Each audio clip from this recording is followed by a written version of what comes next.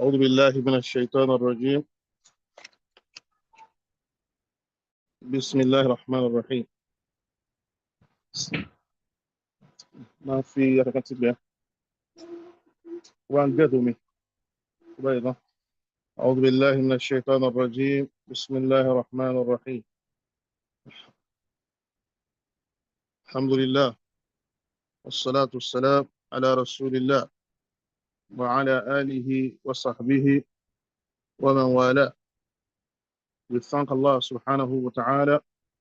We glorify His name. We supplicate Allah subhanahu wa ta'ala to send His unlimited mercy upon the soul of the noblest Prophet, Muhammad sallallahu alayhi wasallam, his household, his companions, and those who are on his path till the day of resurrection.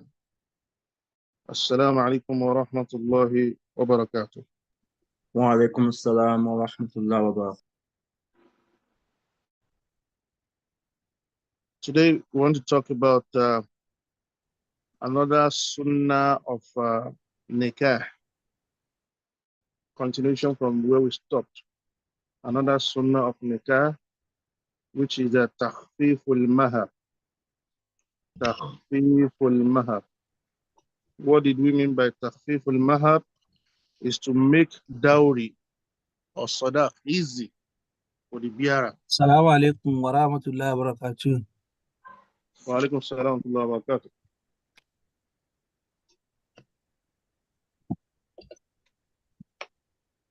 Hello, sir.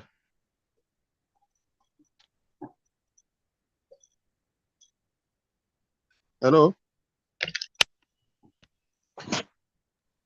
I'm going, sir. I think maybe connection to one problem. So, boy, I got also one.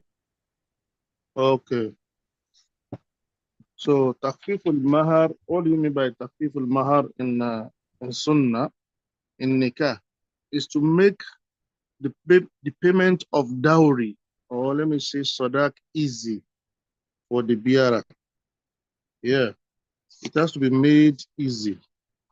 What does Islam say about that? It said yustahabbu takhfiful muhuri wa tarkul mughalati fiha. It is recommendable to make the payment of dowry easy wa tarkul mughalati fiha, and it is also recommendable to stay away from being extravagant. نص عليه الجمهور المالكية والشافعية والحنابلة. The Jumhur, what we mean by Jumhur is the majority of the majority number of scholars. They agree to this fact. Who are they? The school thought of Malikiya, the school of thought of Malikiya, Shafi'iyya, and Hanabila. What is the evidence from the Sunnah? And Aisha radiyallahu ta'ala anha, in the hadith of Aisha, may Allah be pleased with her, أن رسول الله صلى الله عليه وسلم قال, she said, the Prophet of Allah said, may Allah be pleased with him, إن من يمن المرأة تيسير خطبتها. إن من يمن المرأة تيسير خطبتها. It is a sign of blessing of a woman to make a dowry payment easy. تيسير حملها خطبتها, to make her approach easy. Don't be too rigid. When a Muslim brother approaches you, make it easy for him to get to your family and seek for your hand in marriage. وتيسير صداقها, and to make the payment of dowry easy. وتيسير رحمها, and to make his pregnancy easy, to conceive. Make it easy to conceive. Don't abort what Allah has given you. As a result of what? Halal nikah. If your nikah is halal, you have no reason to be aborting your pregnancy or to be avoiding being pregnant. So it's a sign of barakah in any woman. Let me reiterate. The Prophet of Allah says it is a sign of barakah in any woman any woman to make his approach easy, to make a sadaq payment easy, and to make a pregnancy easy. This hadith will be found in the Musnad of Imam Ali and Musnad of Imam Ahmad. Hadith 24,487. 24,478. And Uqbah ibn Amir radiallahu anhu, another verse of hadith where where the son, the Prophet of Allah mentioned making payment of sadaq easy is that of hadith of Amir, Uqbah ibn Amir, Uqbah the son of Amir, may Allah be pleased with him, and the Nabi sallallahu alayhi wa sallam, that the Prophet of Allah, may Allah be pleased with him, قال لرجل, he told a man, أترضى أن أزوجك فلانة, would you be happy? Would you be happy that I married a particular woman to you? He mentioned the woman. قال نعم, he said yes. وقال للمرأة, then he told the woman, أترضين أن أزوجك فلانة, would you be happy that I marry you to someone? قالت نعم, she said yes as well. فزوج أحدهما صاحبه, and he married both of them together. وَلَمْ يَفْرِدْ لَهَا صَدَاقٌ, and the Prophet did not make mention of the payment of sadaq. He didn't ask for sadaq on behalf of the woman. وَلَمْ يُعْطِيهَا شَيْئًا, and the man did not give the woman anything. وَكَانَ مِمَّنْ شَهِدَ الْحُدَيْبِيَةِ, and that man was among the Sahabas who participated in the Battle of Hudaybiyah. وكان من شهد الحديبية له سهم بخيبر, and whoever participated in the Battle of Hudaybiyah would have what? A share from the booty, which is a arrow. Let me say, yeah, arrow. Yes. فلما حضرته الوفاة, when this man was about to die, was on the sick bed, قال, he said, إن رسول الله صلى الله عليه وسلم زوجني فلانة, the Prophet of Allah married someone to me, ولم أفرد لها صداقا, and I did not pay a sadaq, ولم أعطيها شيئا, then I did not give her anything. وإني أشهدكم أني أعطيتها صداقها سهمي. Now I'm bearing you witnesses that I have made my arrow, the booty I was given at the Battle of Khaybar, I have made it as sadaq. فأخذت سهما, and that woman took it, collected it, فباعته بمئة ألف, and she sold it at the sum of 100,000 dirham.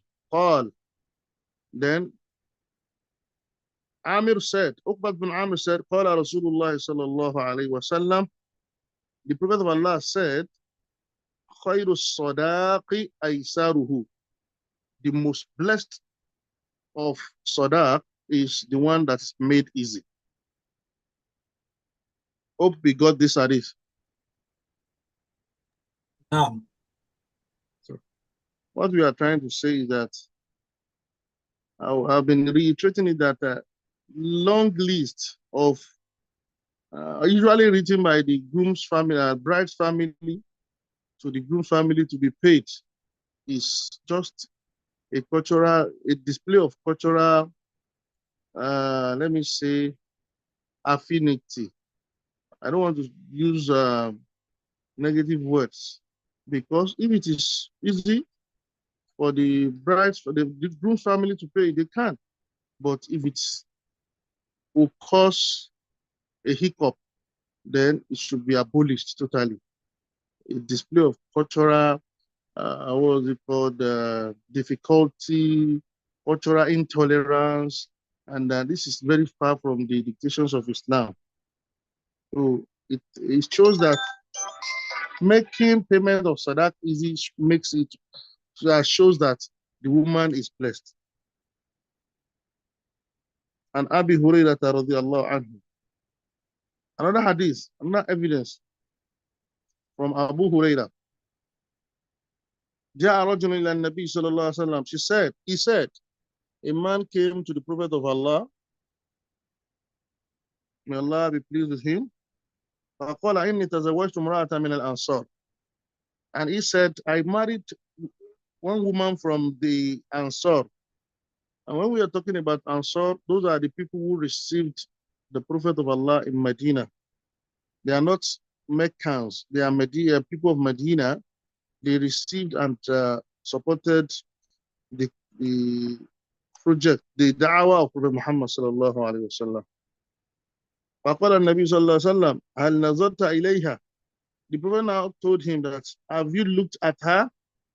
فإن في عيون الأنصار شيئا, because there is always something in the eyes of the people of Medina that is different from the people of Makkah where you came from.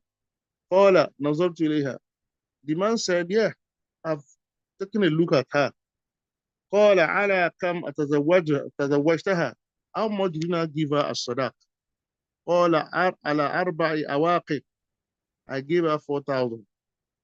فقال له النبي صلى الله عليه وسلم على 4 أواقي 4,000 كأنما تنحتون فضة من عرض هذا الجبل.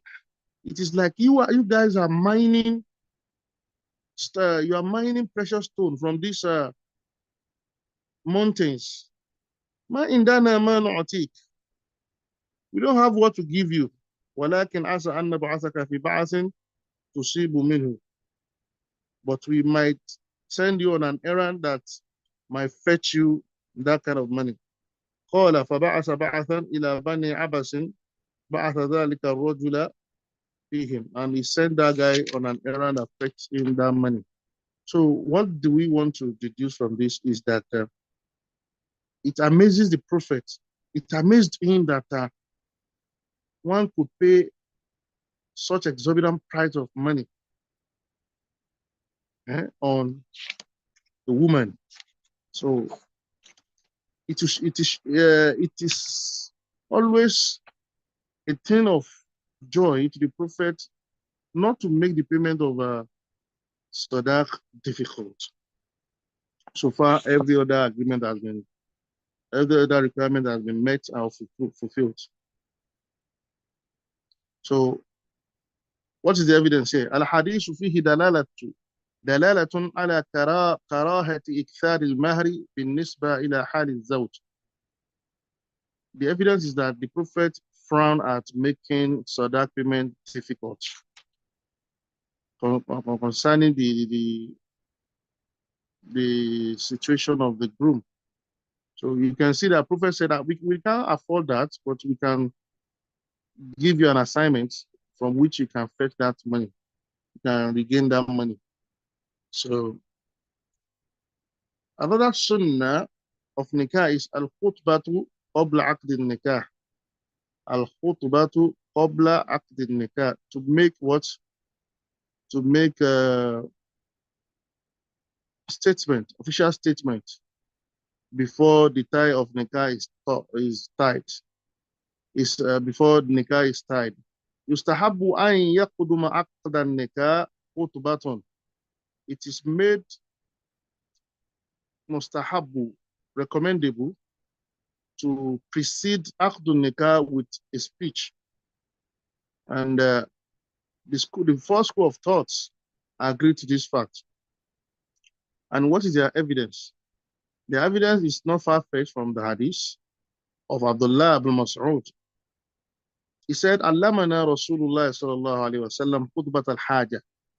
He said, the Prophet of Allah taught us khutbat al-haja. That is the khutbah we say before we start a very important issue. And alhamdulillah, and it goes thus. Alhamdulillah, nasta'inuhu wa nastaghfiruhu ونعوذ بالله من شرور أنفسنا من يهد الله فلا مضل له ومن يضلل فلا هادي له وأشهد أن لا إله إلا الله وأشهد أن محمدا عبده ورسوله يا أيها الذين آمنوا اتقوا الله الذي تساءلون به والأرحام إن الله كان عليكم رقيبا يا أيها الذين آمنوا اتقوا الله حق تقاته ولا تموتن إلا وأنتم مسلمون يا أيها الذين آمنوا اتقوا الله وقولوا قولا سديدا يصلح لكم أعمالكم ويغفر لكم ذنوبكم ومن يطع الله ورسوله فقد فاز فوزا عظيما. This khutbah is made recommendable by the Prophet of Allah to say before we begin any serious engagement. What do we want to deduce from this? The word of Ibn Abbas that says the Prophet taught us. It means فَظَاهِرْ عُمُومُ الْحَاجَةِ لِلنِّكَاحِ وَغَيْرِهِ. It means not only in nikah, but also in many occasions. We are to be saying this before we start them. فهذه الخطبة تقول عند كل حاجة ولا شك أن من أعظم الحوائج حاجة النكاح. And the scholar says this khutbah is not only to be said on nikah day, but on every of an important issue, but among which is on nikah as well. Then another important lesson is ad-du'a lil-zawjayn. We are to pray. We are to pray for the couple. يستحب بعد عقد النكاح الدعاء للزوجين. It is made recommendable to say dua for what? For the couple after when the Abdul Nikah has been officiated. عن أبي هريرة أن النبي صلى الله عليه وسلم كان إذا رفع الإنسان إذا تزوج.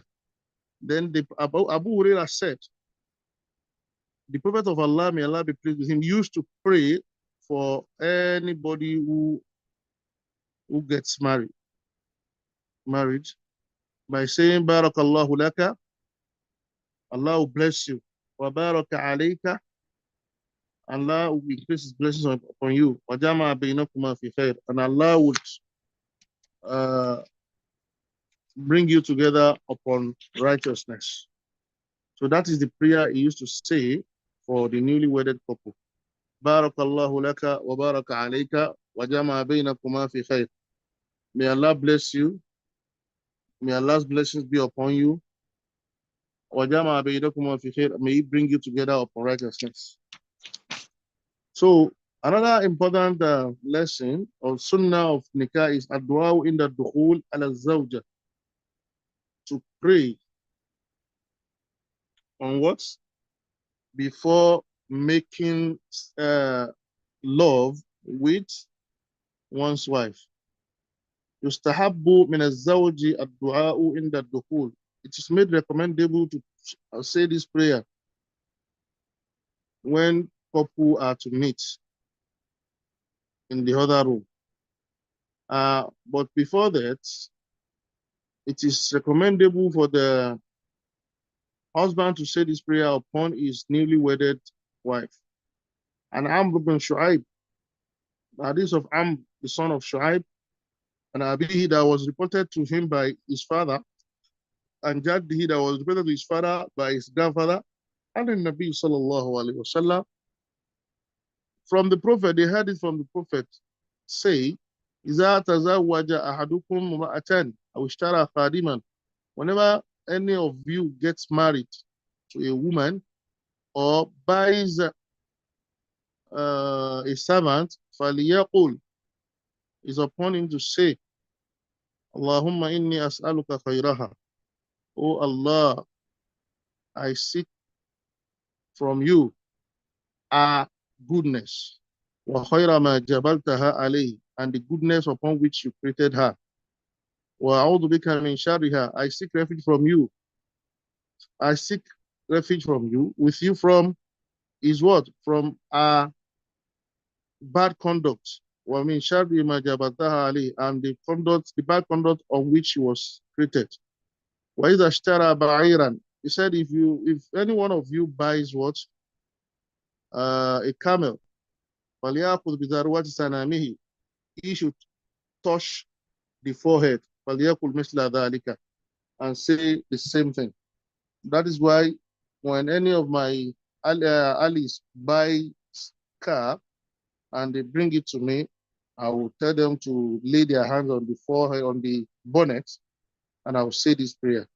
Whenever they get married to a newly wedded woman, I will tell them to lay their hands on her head, on her forehead, and say this prayer. Islam is very strict, but with knowledge. الرابع مسائل متفرقة. Then some important issues concerning marriage.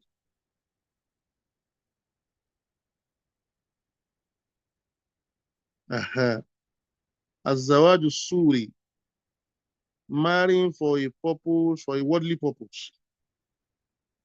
Marrying for a worldly purpose. لا يجوز إبرام عقد النكاح على غير الحقيقة. It is not good to tie nikah on lies. On lies. من أجل الحصول على الإقامة, just to get residence allowance. Let me say citizenship or permanent residence in any nation. Or yes, وهو اختيار ابن باز وبه أفتت اللجنة الدائمة والمجلس الأوروبي للإفتاء ومجمع فقهاء الشريعة بأمريكا. And this is the resolution of Ibn Baz and the resolution of the great Saudi scholars, resolution of the European Council of Fatwa, then the Supreme Council for Islamic Affairs in America. They all agree to this, that tying nikah, conducting nikah for the purpose of gaining Iqama. Iqama is permanent residence from PR, resident permit, yeah, RP, resident permit, and Jinsia is citizenship. So it's not good. أولا لمنافاة هذا العقد مقاصد الشريعة في النكاح, because this nikah is against the maqasid al-sharia, the sharia fundamentals, the sharia principles of engaging or conducting nikah. Another reason is لاشتماله على الكذب والخداع, because it contains lies and deceit. عقد النكاح في المسجد, can we do nikah in masjid? يجوز عقد النكاح في المسجد. It is easy, it is recommendable, it is permissible to organize nikah in masjid. وهو مذهب المالكية, and that is the school of thought of Maliki. وقول ابن عثيمين, and Imam ibn Uthaymeen, وأفتت به اللجنة الدائمة, and the permanent seat of scholarship in Saudi Arabia. وذلك لعدم ورود نهي, and that is because there is no hadith that stands against it. ولم يصح استحباب ذلك عن النبي صلى الله عليه وسلم, and to say it is compulsory is not evident from the hadith of Prophet Muhammad sallallahu alaihi wasallam. Now, a Muslim that wants to marry a non-Muslim who is who is from the people of book, to organize nikah in church or marriage in church, to conduct marriage in church, what is the stance of Islam on it? لا يجوز للمسلم أن يشهر أو يعقد زواجه من مسلمة أو كتابية في الكنيسة.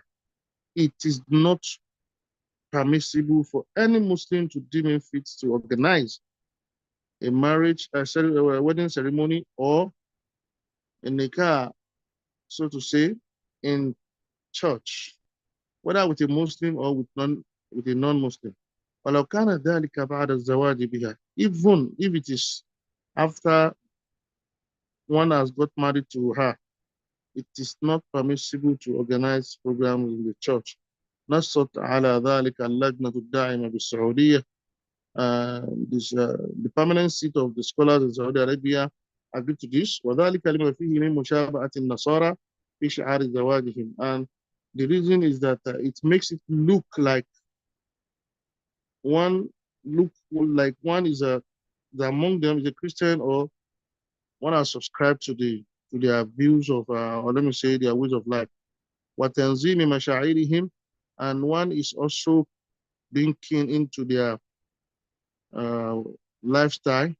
ومعابدهم, and it shows that one gives so much respect to their cathedral, or let me say churches. واحترام علمائهم, and one has shown a high level of respect to their pastors, وعبادهم, and their worshippers, وتوقيرهم. So it is not recommendable, and it is forbidden. So we have discussed some forbidden marriages and some forbidden partners that we cannot marry. We cannot marry. Now let's take a look at people we cannot marry at all. That is forbidden for us to marry eternally, till eternity. I think we have discussed this now. Okay, we have discussed it. I didn't know how I came to this.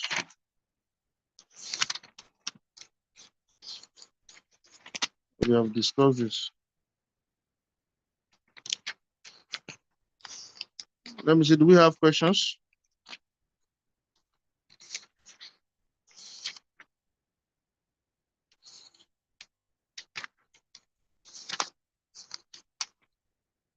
Any question before we go further?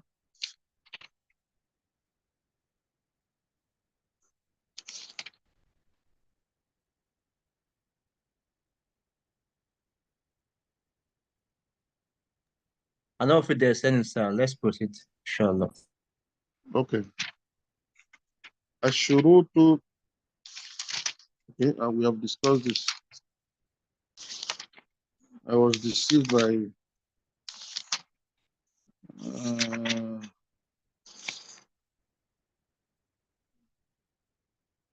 okay. المسألة الثالثة.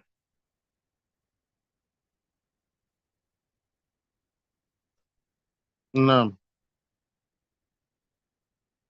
when it is made clear by a man that I am not going to be spending anything in this marriage because I don't have. إذا اشترط عدم النفقة في العقد فالشرط فاسد والنكاح صحيح. That nikah remains valid, but that condition holds no water. We have talked about a kind of nikah ul shigar, nikah ul misyar, nikah ul tahlil. Nikah ul shigar is the one that both parties say, give me your daughter, I'll give you my daughter, without sadaq. Nikah ul misyar is what we want to talk about. Nikah ul tahlil is to make an unlawful wife lawful by contracting a man to marry her, after which the first husband go for her again, and he will contract a man to marry her and divorce her. So I think we can all remember this. So the last part of it is nikah ul misyar, giving a woman conditions that are meant to be fulfilled by a man, because he doesn't want her 100%, or seeing himself as an agent of grace to the woman, or trying to belittle the honor Allah has given to women.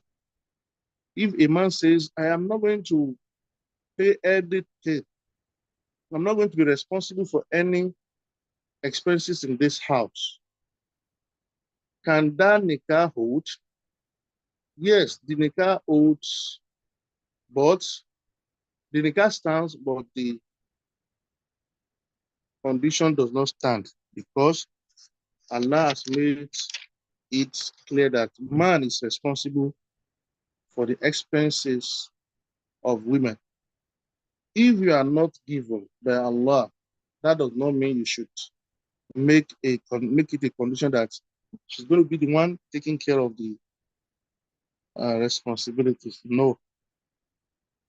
أولا الشرط باطل لأنه ينافي مقتضى العقد مع تضمنه لإسقاط حقوقهم واجبة بالعقد.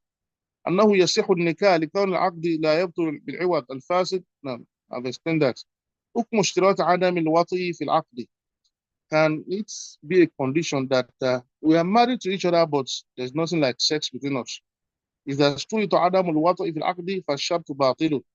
If it comes to an agreement between the couple that we are not going to be having sex, but we would see ourselves as husband and wife. فالشرط باطل, the condition is null and void. والنكاح صحيح, and nikah still holds. But that condition should be abolished. Why are we husbands and wife if we are not mating? What is the evidence? And Aisha radiyallahu ta'ala anha, Aisha, may the peace of Allah be upon her, قال رسول الله صلى الله عليه وسلم, said, the Prophet of Allah said, she said, the Prophet of Allah said, من اشترط شرطا ليس في كتاب الله فليس له. Whoever makes a condition that is not in the book of Allah, فليس له, that condition is not standing. ولا وإن اشترط مئة شرط, even if that condition goes as far as 100 in number. So, نعم اشتراط الطلاق بيد المرأة, to make a conditional divorce from the wife, إذا اشترط في عقد النكاح جعل الطلاق بيد المرأة. If it is made a condition that talaq will not occur in the nikah except from the woman, فَالشَّرْطُ بَاطِلٌ, that condition is null and void. وَالنِّكَاحُ صَحِيحٌ. Now some marriages that say that would agree on mi ò ní kọ̀ ẹ́ lẹ̀ o àfi tó bá ní òun lọ. Òfin yẹn ò hold, nikah dẹ̀ hold. So ọ̀rọ̀ dandan ni. So because Allah gives the man the authority to initiate divorce as well, why would you not shift the burden on the woman? So Allah does not give the woman total authority to initiate divorce. If she initiates divorce and the man says no, then that nikah still holds. But if a man initiates it, a woman cannot say no. So we all have the rights, but one has it more than the other in some areas. اشتراط المرأة على زوجها ألا يطأها, making it a condition from the wife that the husband will not have intimacy with her. إذا شرطت المرأة على زوجها ألا يطأها, if a woman makes it a condition for her husband not to have intimacy with her, فلا يلزم الوفاء بهذا الشرط. To fulfill this condition is not binded on the husband. It's not binding on the husband. The husband is not binded to fulfill this condition. That's nonsense. Why would the woman say, oh, Nisumami? Yeah, so women say that because of some reasons known to them, among which is If a man marries another woman, second wife, they will say, "Last time to know was because you don't love me. If you love me, you wouldn't have married another woman. So I can't be sharing my you with any other woman. I'm not living, but you are not having intimacy with me anymore. Is this okay? This is nonsensical. It's not okay anyway." عن عائشة رضي الله عنها قالت قال رسول الله صلى الله عليه وسلم ما كان من شرط ليس في كتاب الله فهو باطل. Aisha رضي الله تعالى عنها says, whatever that is made a condition, but is nowhere to be found in the book of Allah is what is null and void. وجه الدلالة. Because mating, having intimacy with one's wife is compulsory for every man. And allowing your man to have intimacy with you is compulsory for every woman. So what is compulsory to be done cannot be made uh, a condition not to be fulfilled. Now,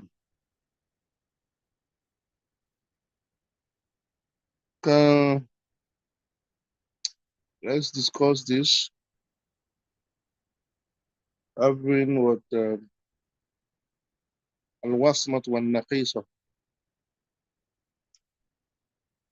Please allow me 1 minute, please. I quickly want to pass this important information to someone. I forgot. Excuse me, please.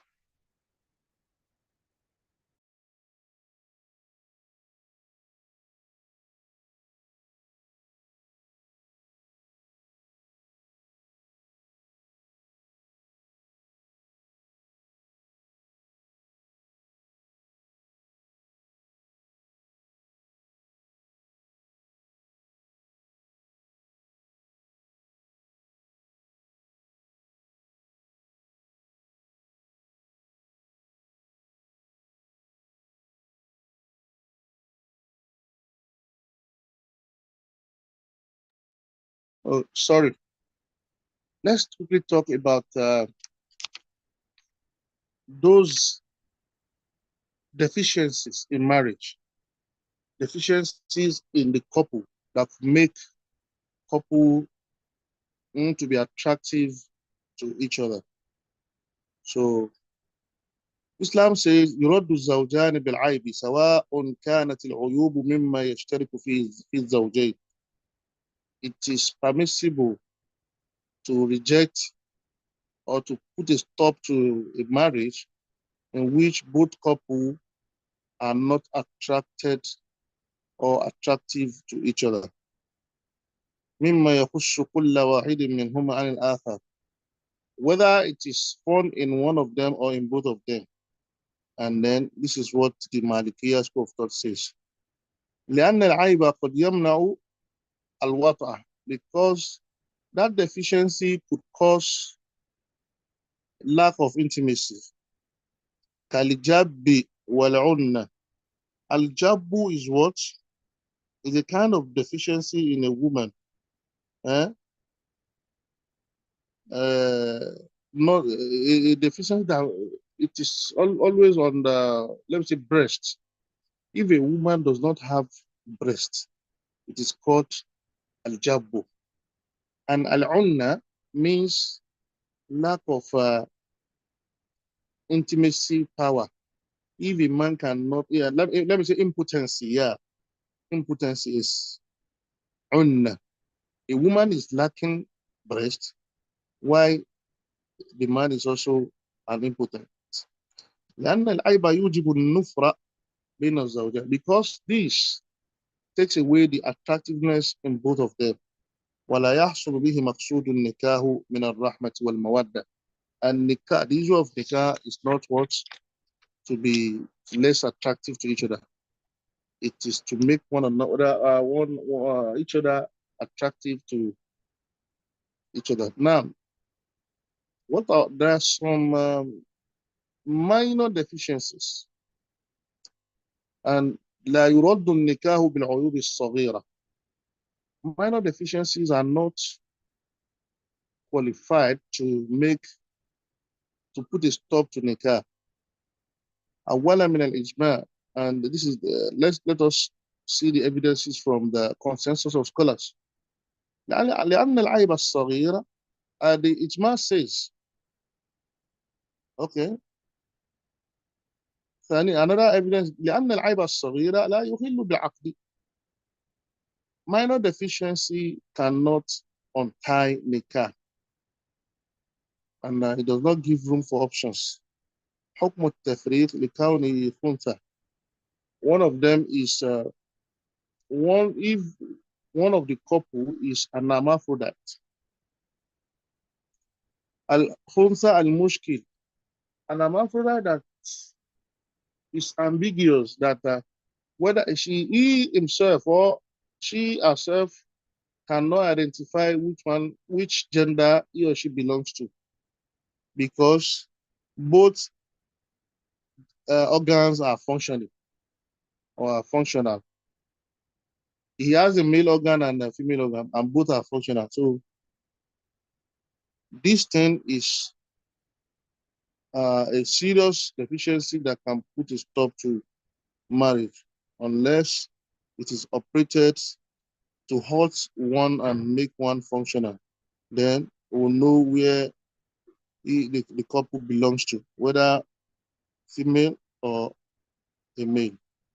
But I'm afraid that only one organ is functional is not something that can put a stop to nikah. يثبت الخيار للزوجين إذا كان أحدهما خنثى فزال إشكاله. If is with the functional male organ or female organ, it should be placed in the class of that gender in which is he or she, his or her organ is functioning. Then there is an option for the second partner. Al-ukmu, another deficiency is what? Ukmu, barrenness. And what is the meaning? Is inability to bear child or children.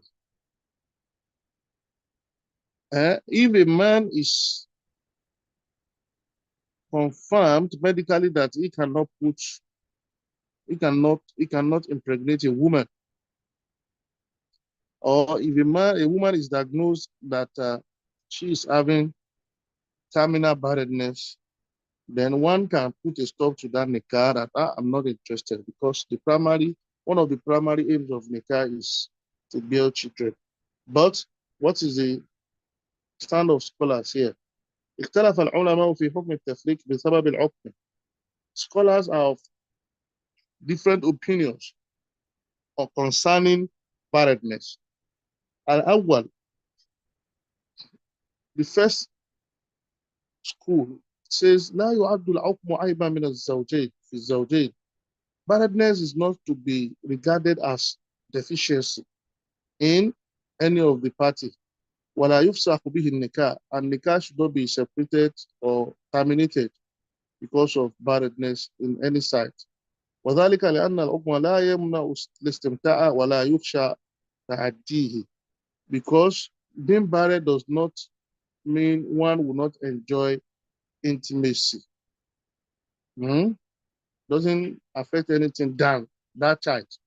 So if you can bear that, you can manage your wife without child, so far you can be having intimacy and other source of peace and tranquility from her, you have no reason to divorce her. And this is where I belong to. Another views of scholar on it is that يعد الحكم عيبا في الزوجين ويفسخ به النكاح. They said they believe it should be regarded as a major deficiency, and the nikah should be terminated upon it. And this is what Ibn Usaymin quotes, because he said لأن النسل من مقاصد النكاح, because to bear children is part of the principles of nikah. But me, I am of the first opinion, because you can't initiate what Allah has not initiated or what Allah has not ordained. And barrenness should not be regarded as what? As a deficiency. So this is why I tell my people, being a Sunni brother doesn't mean you should hold on to the views of the predecessors 100%. They are human beings. No one is perfect. And Allah has not described any of their views as a perfect view, except that of himself and that of his prophet. Look at Ibn Usaymin here. He's saying that it should be regarded as deficiency. Is it because, what can he now say of that Aisha? Did the prophet divorce Aisha because of barrenness? No. No, it shouldn't. There should be windows and there should be, what's it called? Objectivity in our ideology. So I hold it to the views of those who say it shouldn't be regarded as deficiency. So let me put a stop here and allow questions to come in.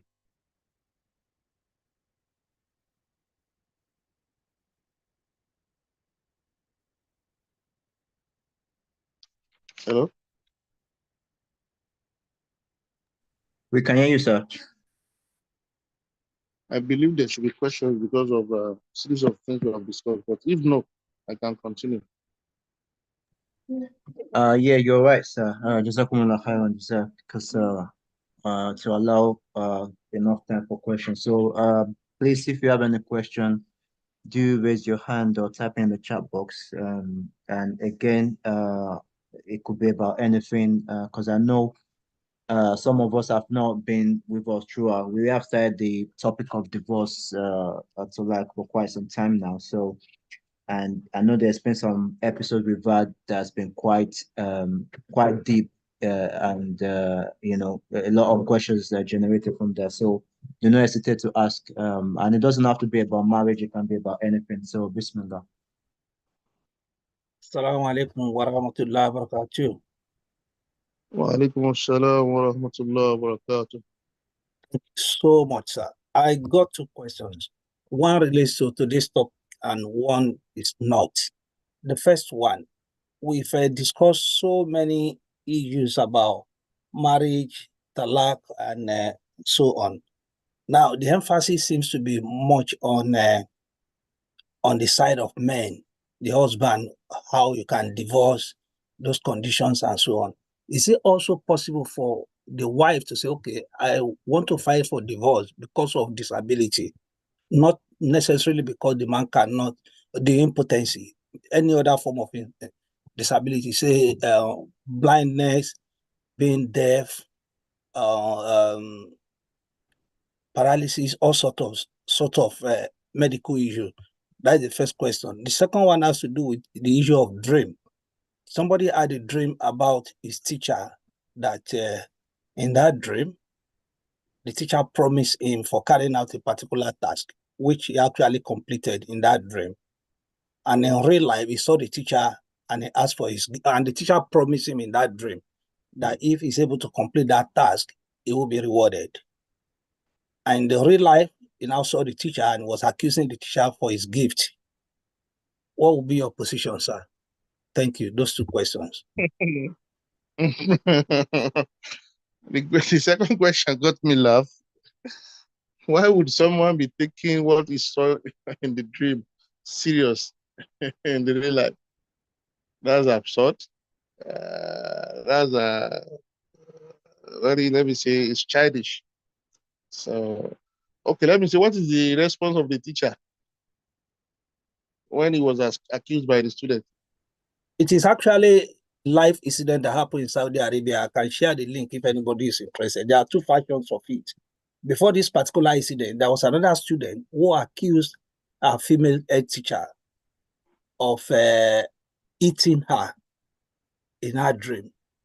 And she told her parents, and the parents filed a complaint against the teacher in Saudi.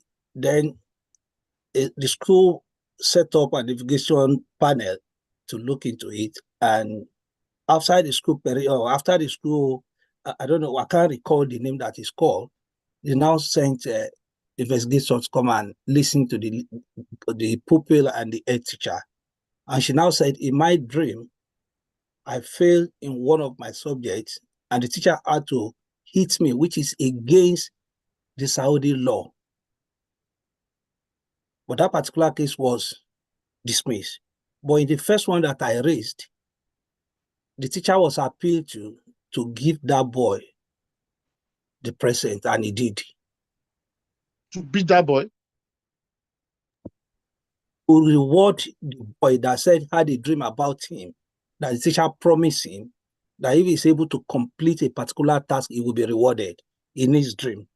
And in the real life, he requested the reward from that teacher. And the teacher was taken aback that, how could you be asking me for things that happened to you in your dream? And that issue was escalated. The boy said, this has to do with my maths work, and this is the work that I actually did in real life, and I got it. And I want your promise of rewarding me for getting it. The teacher was appealed to, and he gave the boy that reward. That would be done. I then became confused about the issue of dream. Does it mean if I had a dream about Dr. Danjuma Musa promising me £1 million for coming to class on Monday, I can then probably remind you of your promise in my dream that this is what you said? I was taken aback about this, the way the Saudi government handled the two cases. You have to come to Nigeria and stay with me for 3 months. So, or let me say 5 months before I could get that money. And we'll be working together. You'll be helping me to mark scripts. You'll be holding classes on my behalf.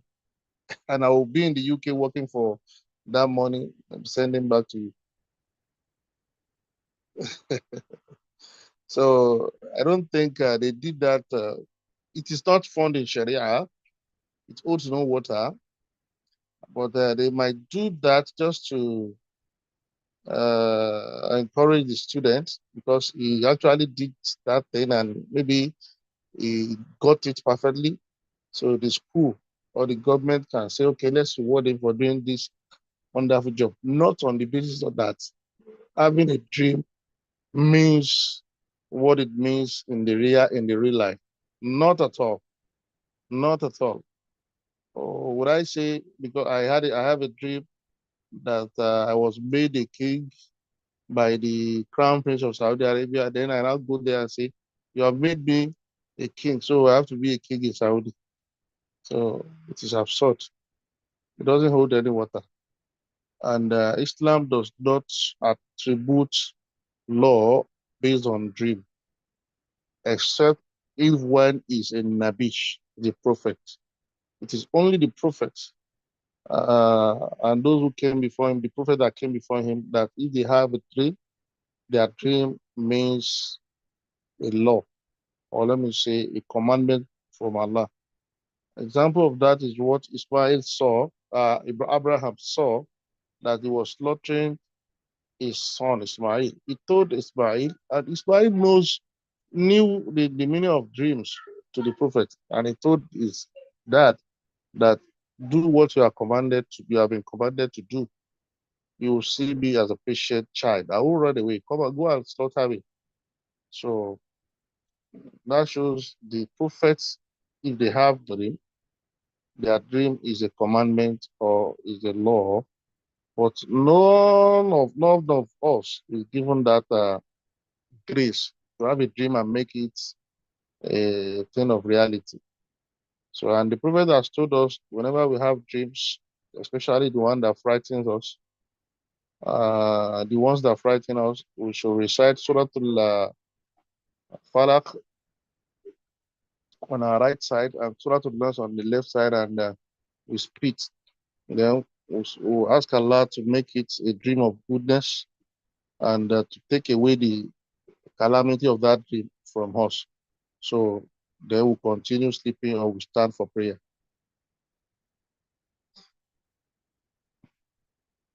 That Hope the message is passed. Yes. What about the first one? I've actually shared the article with colleagues on our platform. If anyone is interested to read it and read any other one that has to do with this, the second one, because I gave two examples, one with the boy, the other one with the girl. They can further on that on the platform. The first one has to do with can a wife file for a divorce because of the man's disability, apart from being impotent? Yes. Yes.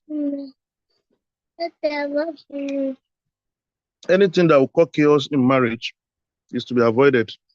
If the disability of the man will make him less attractive to the woman, and which could cause infidelity in the side of the woman.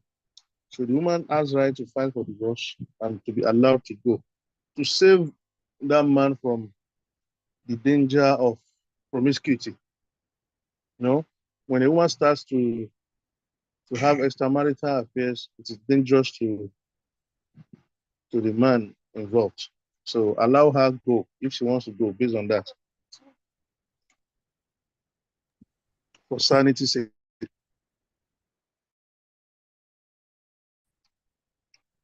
The love is no more. So why are you abhorring someone? Please go ahead.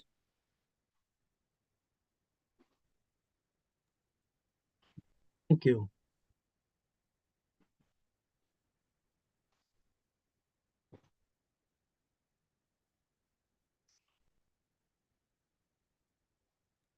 Brother Abdulaziz. Assalamu alaikum wa rahmatullahi wa barakatuh. Wa alaikum assalam wa rahmatullahi wa barakatuh. I guess this is less of a question and more of a potential insight about the conclusion you drew around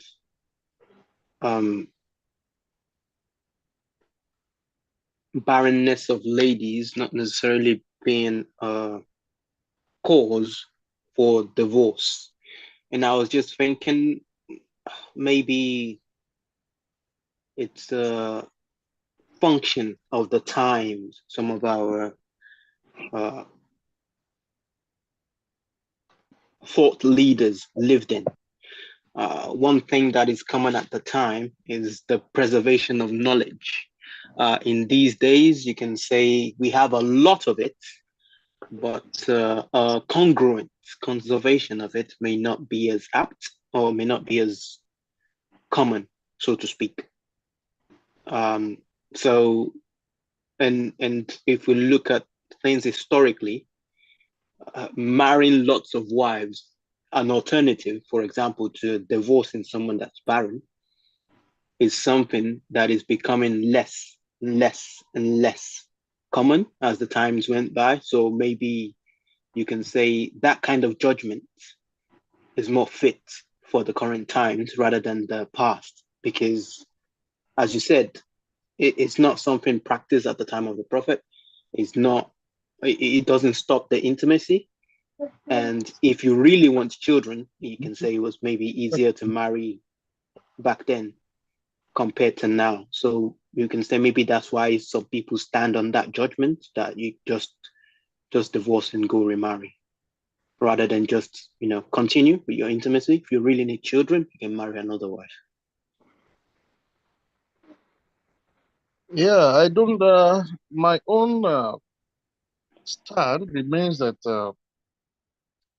since Islam gives us the room to marry another wife, if you are capable of managing more than one wife, you have the window to marry another wife without sending that one that is barren away, without sending her away, to save her from emotional trauma. Let me say to save her mental health. But at times, it's of our own good to leave you. Maybe you are the one that's affected by it. If she goes to marry another husband, she might get what she wants. She might put to bed there. But making it a law as a deficiency that could facilitate divorce is what I don't agree with. Yeah, I wouldn't agree with that. And I think I have the the grace not to agree to that because. But if you cannot manage two wives, and you want to bear children, there's nothing bad in say, okay, please, may we call it uh, an end, may we put it to an end so that you move forward, I will move forward.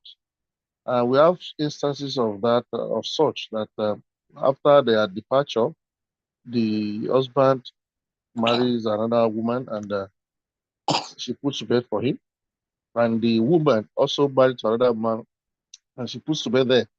So if one is not capable of managing two wives, one can make it a way out for both of them.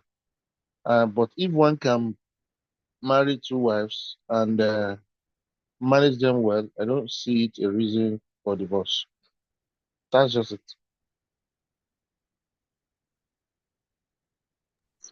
Got that. Jazakallah khairan, sir. I mean, want to Sheikh, yeah, just to add to this the question that you just treated, I think, well, obviously either side can blame each other to eternity. But I feel the problem is not about marrying a second wife or not. It is with the level of our iman in this day and age, it is how the impact it will have on that first wife.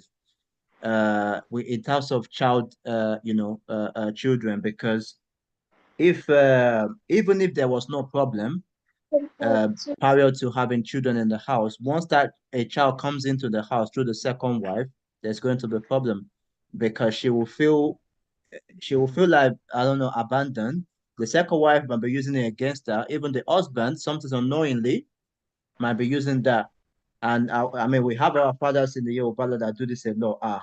Though you know, this is my how did they call it, my RMO or something like that. You know, my male child that will carry my name and all those nonsense. So, but even if the husband has done his due diligence in terms of managing the situation, the I don't know. I'm not a woman, but I can't imagine she will feel like she will remain that quiet without having that child.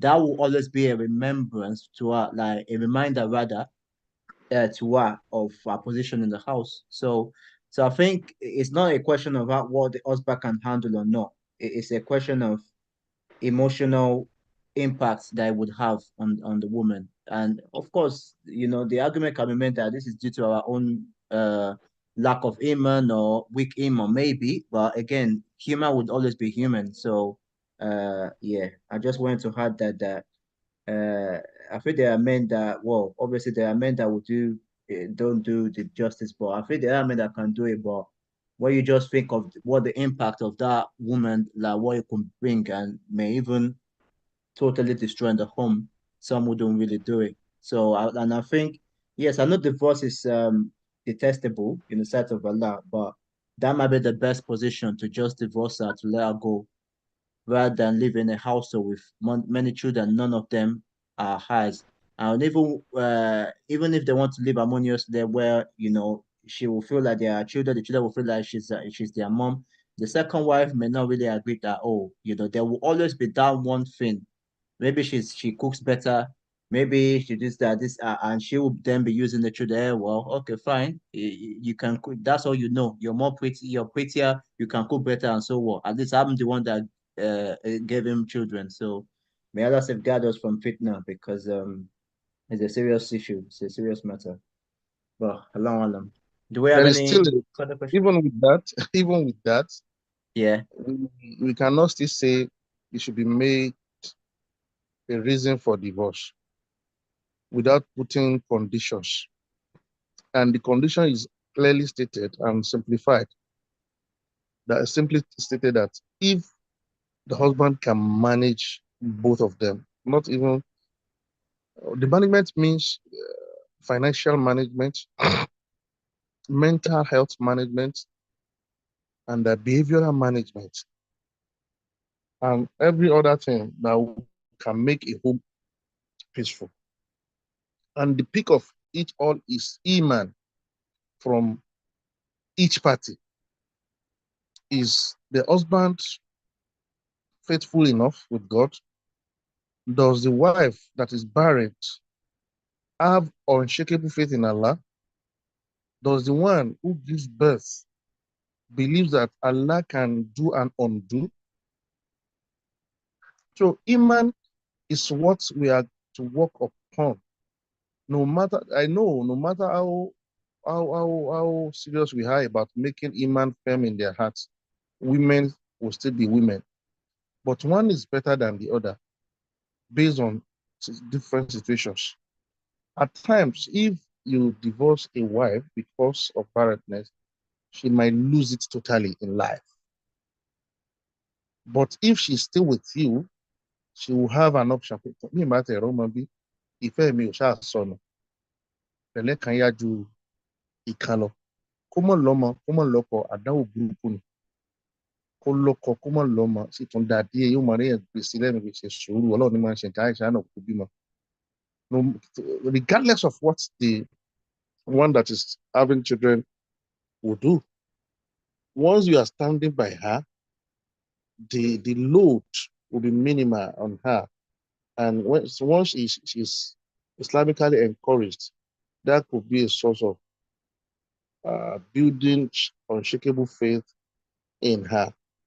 I think we need to look at it from both angles. Thank you for listening. Yeah, Sheikh, I am, but I think this is probably why most would adopt rather than go through the divorce.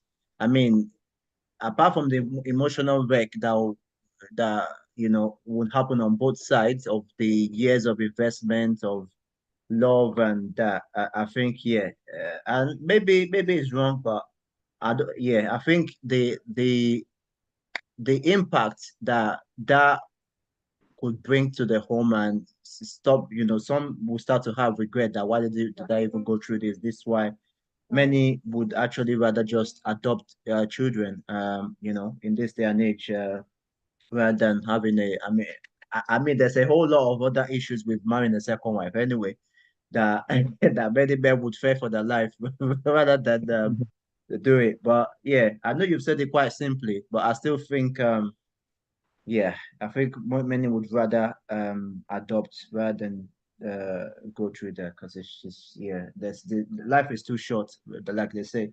And yeah, obviously Allah has the destiny and we don't know what Allah has written for us, but at the same time I think I've seen too many stories, too many real life situations of even the so-called pious, amongst us, even the so-called people that appear to be pious and to be calm, to be patient, it's just become the house became a very, very it became destroyed, if you put it that way. So, but may Allah make it easy and guide us. So, and I guess we will just follow in your footsteps, Sheikh. Once you start the second wife, I'm sure that will give the buyer to to all the other to your students, inshallah.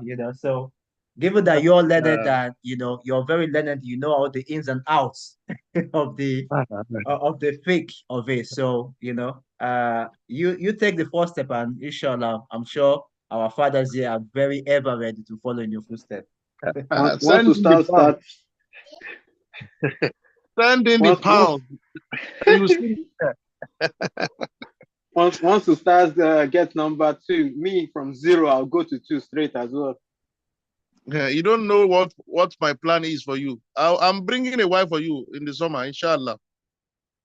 Inshallah. Inshallah. Inshallah. We've been urging you to give us one. You are not ready. I will bring one for you. Don't worry.